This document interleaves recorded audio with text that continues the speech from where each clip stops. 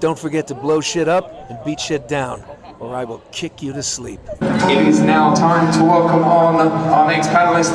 I'm sure many of you have played the games he's been in, watched the countless animation series he's been involved in. Now you get to meet the man behind the voices. Please give it up for the brave Mr. Nolan North!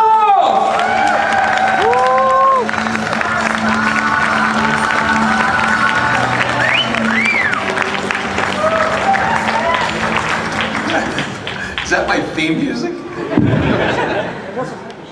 Don't worry, they can find you any music you want to come out to for tomorrow if you prefer. I mean, let's do a little Hozier. Something particular in church. No? It is Sunday, right? Thank you for joining us. And thank you for taking time to be here.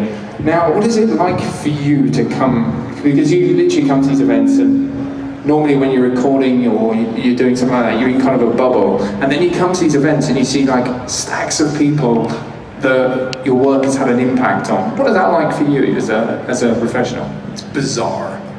It's bizarre. No, it's extremely flattering. You know, people think that, oh, did you always want to do this? And the answer is no. You know, I never actually ever dreamed this big, to be honest with you, because it's been such a blessing. It's been it's so ridiculous that I get to just do all the things I got in trouble in school for, and now I make a living doing it. I had a teacher who used to say, "Where do you think these voices will get you, Mr. North?" Is that my mic or yours? No, I'm not even that close to it. I just got scared. I think someone over there is playing with the sound desk. Okay, and you know, little did Mr. Fish, my homeroom teacher, know that you can actually make a living making fun of him. So it worked out. So, and for you, I mean, you've voiced everyone from Hulk, you've been Deadpool, you've done so many incredible voices. How do you go about when you get given a script? How do you go about creating that voice? Well, in terms of voice, it's always been, my favorite thing is to see a piece of art and see what the character looks like, whether it's some type of if it's an animated cartoon, if it's, as opposed to an unanimated cartoon. If it's an animated project, if it's a game, if you get a visual of what the character looks like, his size. So if it's a big character, you know, it might be something really deep and dark, or it might be really high, you know, you go the opposite of what you think it might sound like.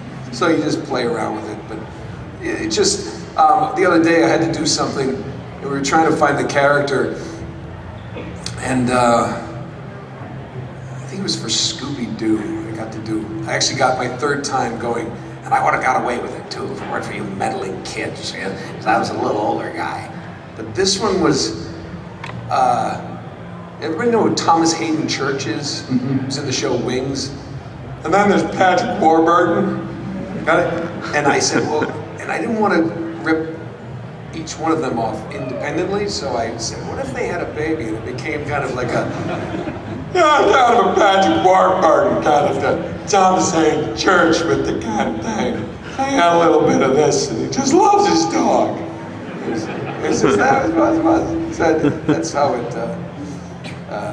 That's how sometimes it just comes about. And sometimes you look, if you're working with other people, you'll kind of look down the line, does that work? And they're like, yeah. So you're always looking to be validated somehow.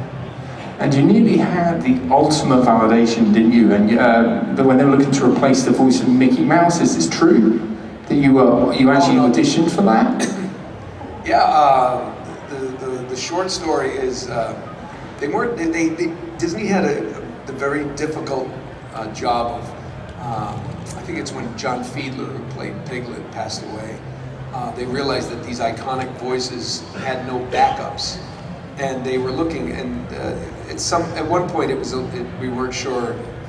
You wanted to make sure the people that were doing the roles didn't feel slighted in any way, because like Tigger and Winnie the Pooh it's Jim Cummings, and a lot of people might do Winnie the Pooh, but it's never as good as Jim Cummings. He's amazing, and it's got this depth to it. So, but they had to do some certain things, and went up there and had to do everything like this. 11 auditions, oh boy.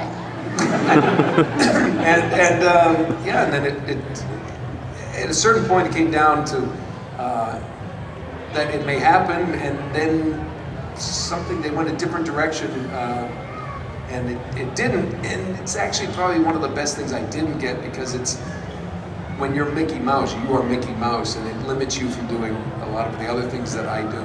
And I don't think I could be as profane as I am and still bring that character to life, because Mickey doesn't swear, but I do. What? No. And you certainly wouldn't have been able to do the brilliant con man which you won the t-shirt for today. Yes. How did you become involved in this amazing project? It's a great, I'm very, very excited about this. I was actually working with Alan Tudyk, who was originally going to be in Uncharted 4. And there were changes made along the way, and he dropped out. But during the making of the last 10 years of Uncharted, I came up with this character named Jerry Lansing. Just made it up, and it would really be to make my castmates laugh. Gordon Hunt, who directed the first 3 games, I made him laugh. And it was just this pompous guy who just would think that everything revolves around him. Most of the time, he never remembered anybody's name. It just, you know, Gordon Hunt was the only guy's name I remembered, and I would just make up riffing things, you know, like, yes, Gordon and I were in Palm Springs this weekend. We had drinks with Elkie Summer. Just like random things that would make him laugh. It didn't make any sense.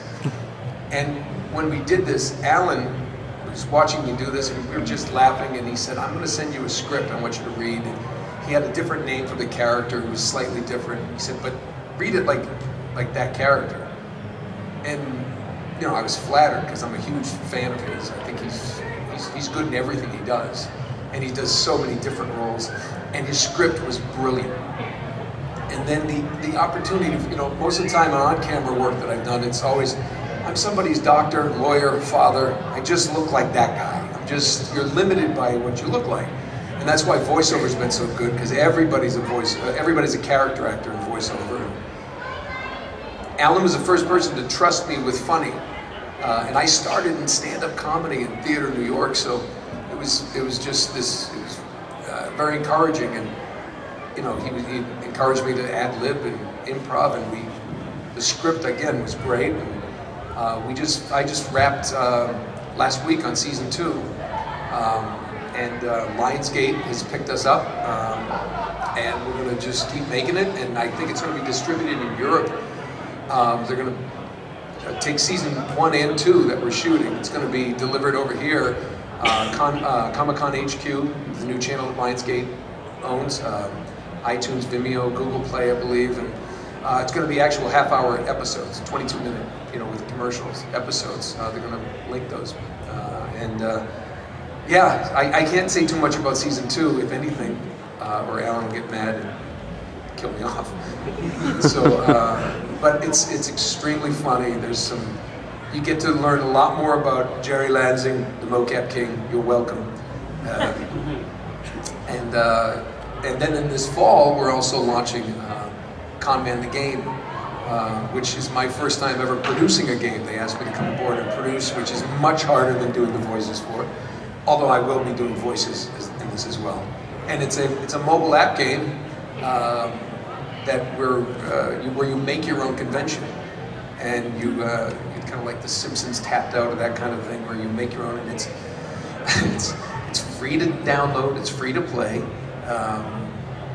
know. But it's like drugs, I guess. It's first taste is free, and you want to do it's speed up things, and you can buy things. But it's Nathan Fillion, Alan Tudyk, PJ Harsmer, our executive producer, and it's brilliant fun. I've never really been big with the mobile games, like a lot of, I guess, my fans, they're more console players, but it's the first game, and I think that console players will just lose their mind for, especially all of us who love coming to these conventions, where you make your own. I mean, put in the toilets, you have to put them right way.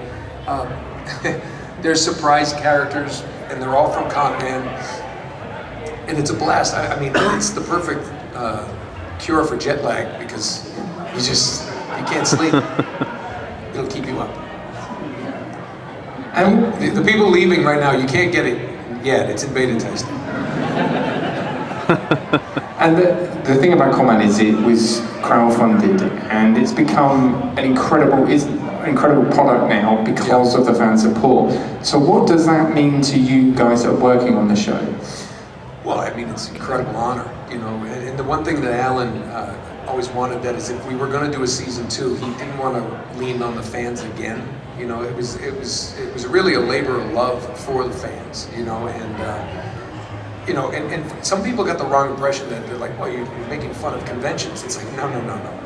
You have no idea the wackos behind the curtain, and the, you know, the things that go on back there. And that's why season 2 is in some conventions, but then it steps away so you learn, you know, more about Jerry Lansing, more about, you know, Mindy Sterling's character Bobby, and then there's all kinds of amazing guest stars that come through.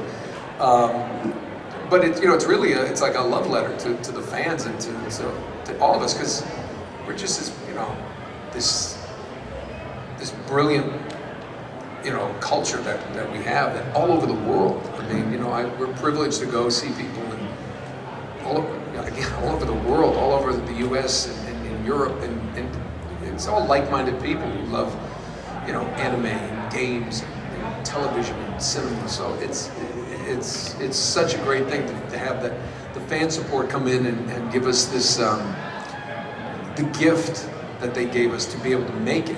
And we just, you know, it also gives it an extra incentive to the producers and all the actors that, you know, wow, our fans funded us season 1. We better do them justice.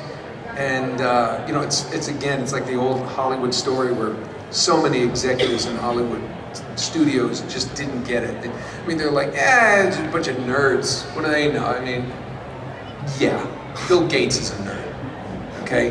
We're all nerds. There's the actors, all of us, and people who love this stuff. And it's like, it's good to be a nerd, you know, if that's what you want to call it, because, you know, I don't think that word's an insult anymore. It used to be, but this is amazing what we've been able to accomplish, and you know, this show is just phenomenal, and the studios missed out, and so the fans took charge, and with Alan Tudyk's direction and his drive and his genius, his talent, we brought it to life. And now, you know, if I can't say anything about season 2, but it's brilliant. It's so funny. And you know, I mean, and we just sit around laughing and like, well, what if we try it like this with this? But the scripts are so good, and you know, I think there's going to be more beyond that. And you know, again, Lionsgate gave us a place to go, and it's going to be that video on demand again. But here in Europe, it's going to be the 22-minute episodes. They package it differently, and then with the game, we have a Spectrum comic book based on the show Spectrum. That's out. There could be more. There's talk of a Spectrum movie with Nathan Fillion. I don't know. There's all kinds of. There's a lot of talk. So I mean, none of this is set in stone, except for season 2, which is set in stone because I reshot. So now we're going to take. So did you throw the questions over to you? So I knew that would happen en masse. Right, we'll start here. So, are there any characters or types of characters that you would that you have not played that you want to play, and are there any characters that you regret accepting the role of? I don't have any really regrets of any roles. You know, I mean, every actors, beggars can't be choosers. The great until you actually get a little successful. I actually gotten to the point, and I'm proud to say it, is that where I actually was able to say no to a couple things I didn't want to do. Whereas back in the day, you're like, I gotta eat, so I'll do that. But no, there's nothing that I would regret. I grew up on BBC TV. I grew up in New England. And my dad was he loved Alec Guinness and Richard Burton, and that's, you know, that's what I grew up with. Fawlty Towers and Benny Hill and Monty Python. So that's where my sense of humor comes from, that kind of thing. And Tom Baker was my Doctor Who. So it's kind of like, if they ever did an American version of Doctor Who, I would love to do that. Because I love the show so much. But I mean, it's, you know, I'm always interested to see what's next. With Con Man, I've been able to do some comedy, so maybe that'll open up some more roles in comedy, because a lot of my on-camera stuff that I've done, again, is just, oh, he's the lawyer, he's the doctor, he's the dad who is a lawyer or a doctor. I don't know why I look like that. But, and I like villains. I like doing the villains that you love to hate. Just there's something about playing that snarky, sarcastic prick that's so really, excuse me, kids. Maybe next time you play a doctor in a script, you just turn up dressed like the doctor and see your version of it and see if you can put it in. Yeah, and then they send me home. It's a quick way to get fired. A question for young man here? Yes. Are you involved in Batman Arkham VR? And if so, are you allowed to say anything about it? I wouldn't be allowed to say anything about it, but no, unfortunately, I haven't heard anything from them, and I'm a little disappointed. So, Rocksteady, here's this. I really want to be the Penguin. I want to continue, but maybe it's not in the VR. I don't know. But I'm looking forward to that. Because I want to be in it. Question for young man here? Yeah, so what would you say would be the funniest bit in the Deadpool game? Like, what was your favorite bit, you know? Well, I can't repeat it because in Kids block your ears. yeah, no, I won't repeat it, that part. But people who've played the game will know. So much of that game was improv. So much of it was just made up and like, why don't we try this? Let's do this. And I remember we made the suggestion of like, well, he's making a video game. Why doesn't he call you? We'll have Deadpool call Nolan and ask him to be in the game. It's like, yeah. Hello? Yeah, Nolan is Deadpool. I want to be in this game. Yeah, you listen. You have to talk to my agent. So, yeah. Well, you know. You Nolan. That when I got to tell myself off and curse myself, that was liberating somehow. It was ridiculous fun. We did a whole song. I can't even talk about this. F You Legal. It was a song. It was a musical number called F You Legal, and the legal department almost let it go through. But it was actually they knew that the funding had been cut. The legal department kept cutting, like, oh, you can't say that, can't do this, can't do that. And Activision had to cut stuff. And but that was the little game that could. It just became much bigger of a deal thanks to the fans loving that thing. And it was so much fun because I could go do Deadpool and then do this Deadpool and this one and back and forth. And it was so much fun because they said, well, we can do all the lines like this and then all the ones like this. But I said, no, it sounds more, schizophrenic and crazed and frenetic if I go back and forth. And they're like, all right, try it. So we highlighted it in different colors so I would try to keep my place. The lighter color was the lighter voice. But we shouldn't have highlighted with the Sharpie. Those are the lines I just made up. And a question for Showman here? Hey, Nolan, how's things? Oh, you know. I was wondering, is there any games that like has been made or in development that you'd like to be starring in? Of which kind? Like any new games that will be coming out or any existing franchises you'd like to be part of? Yes, and I am, and I can't say anything about it. But for the people who are upset that Uncharted has ended, it's been the best job of my life. It's been a great ride. It's definitely my big break because it's made me a better on-camera actor as well, and it's opened up so many doors and avenues. And like comment, but there are some great projects on the horizon. Great projects. I just signed a deal with another one the other day, and I'm not stopping. I can't stop now. There's some big stuff. Thank God you went past the first row. You lazy moderator. I'm working my way back. I know, but that's... We've got a question from this young man. Evening. I was just wondering, I'm sure you get asked this all the time, but who was your favourite villain to voice? My favorite villain? Oh, I like them all. I do. See, I don't even consider the Penguin a villain. He's a superhero who's just misunderstood. Bright David in The Last of Us, he was as creepy as they come. And to be somebody who's got such a kind voice, somebody who's sweet. And the funny thing is, people get upset with me because they're like, he was so awful. I'm like, no. I've been interviews, they were like, what do you mean? He was, after a little girl, you tried to kill her and do worse things to her. I'm like, yeah. But the truth is, as an actor, you have to think about everything as that character and justify it. Because a villain doesn't think he's a villain. You know, somebody, I mean, you know, if you're playing somebody who's a total ass, he doesn't think he's an ass. He's, you know, that's why I play how I play all my lawyers. But you know, David, you know, if he's walking through the con today, yeah, tackle him, put him in jail. But in that world, in that society where things have been turned upside down, cannibalism, maybe all the meat's contaminated. How do you find, oh my God, that deer? I mean, maybe that's just the way he keeps his tribe alive. And Ellie, what if you don't know what's gone on there? Maybe he's got to try to, oh yeah, I justified everything. It's awful. But it's you know, it's, I should just stop talking. David was one of my favorites though. Very kind man now. Give me my knife. We're right towards the back. Yeah. Oh, see? Well, okay, well done. Hello. Can everybody hear me? Because I just put this closer now. It's better. Is that too bad, or can you hear? That's better.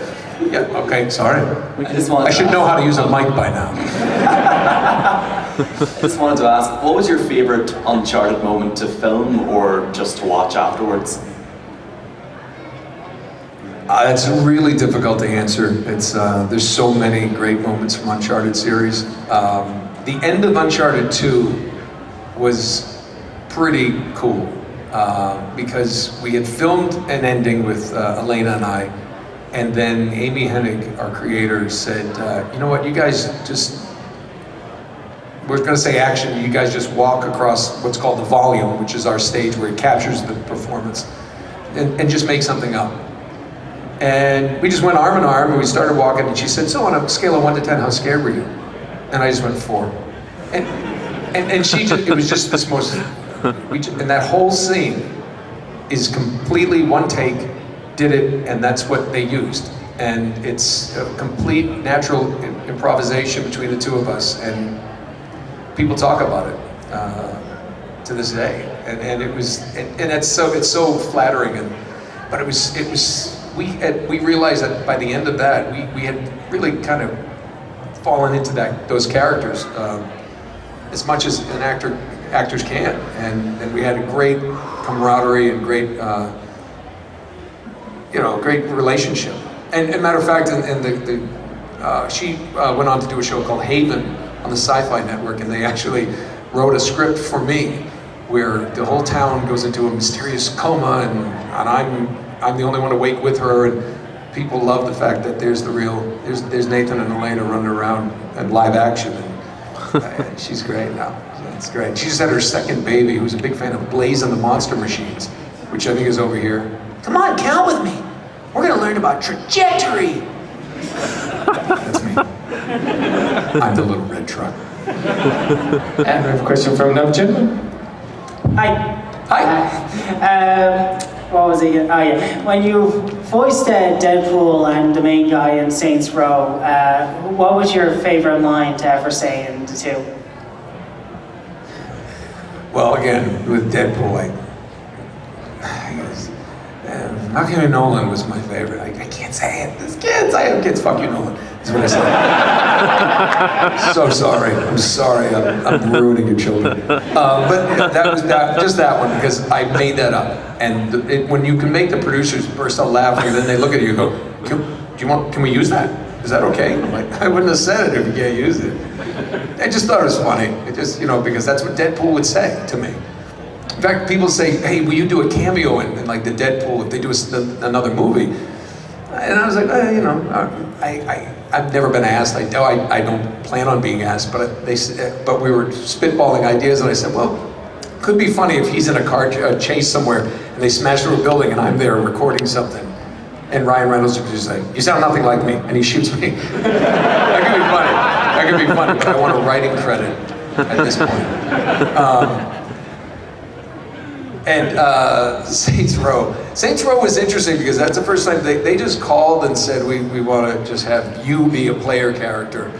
And it took me a few minutes to understand what that meant, and then they wrote the check. And I no longer needed to understand. But the funny thing about that is Laura Bailey was the first person to record all the lines, and anybody who plays a player character has to say the same lines in the same intonation. Otherwise, it just won't match the lip flaps and for the characters, because that's how the dynamics of the animation work when they do it. So, you know, I should have read the script before I signed on the line. I don't know what that was. I'm sorry. Sometimes it slips into something else. I should have, because there's some lines that you know, you get into like, oh wait a minute, I'm in love with Jack? Who is this? So it was. Please tell me you played Saints Row, because I'm saying things up here that, yeah, it was strange. I have a question for gentlemen. Throughout all of the games that you've been involved in, or animations, what's a character that like really echoes with you? Like, say if you had an internal struggle or something like that, and that you related to, and it got you through something. Well, the easy answer would be Nathan Drake, because it's just my voice, it's all my movements. You know, some people are really surprised to hear that that's 10 years of full body motion capture. I mean, every walk, every run. I always joke with people, like, you may not recognize me unless I do this.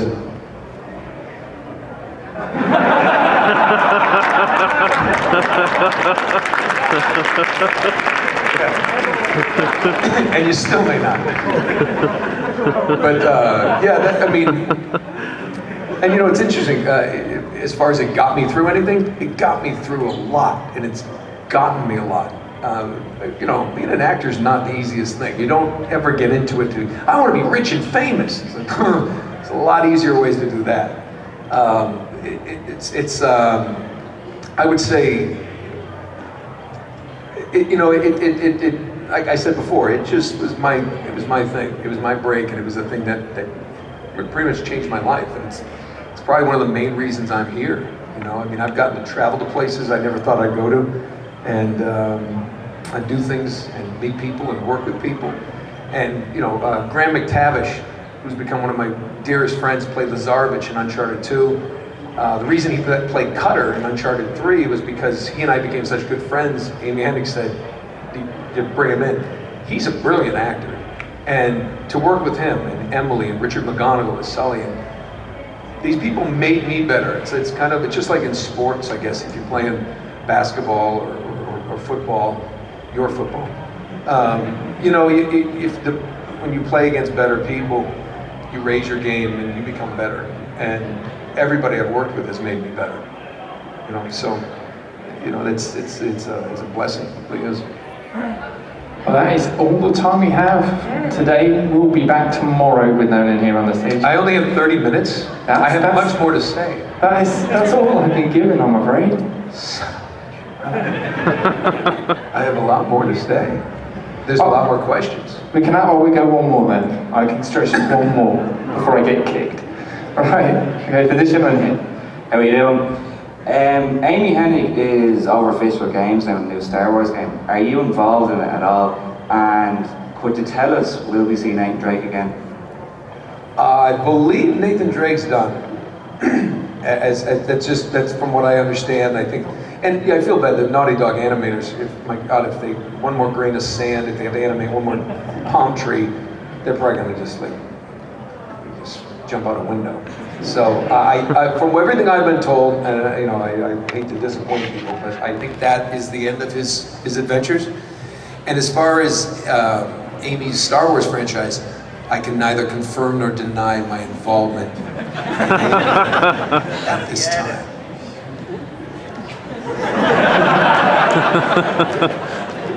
So ladies and gentlemen, please join me in giving a massive round of applause for the brilliant Nolan North!